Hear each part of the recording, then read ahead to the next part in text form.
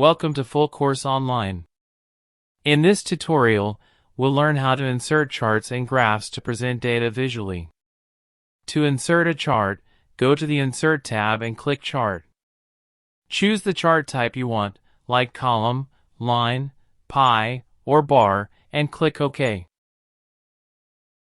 Word will open a small Excel sheet with sample data. Replace the sample data with your own values.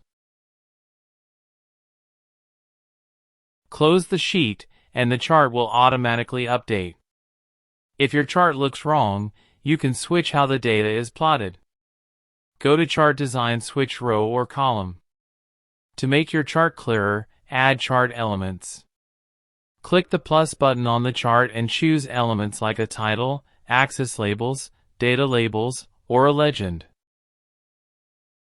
You can type directly into the chart title to edit it.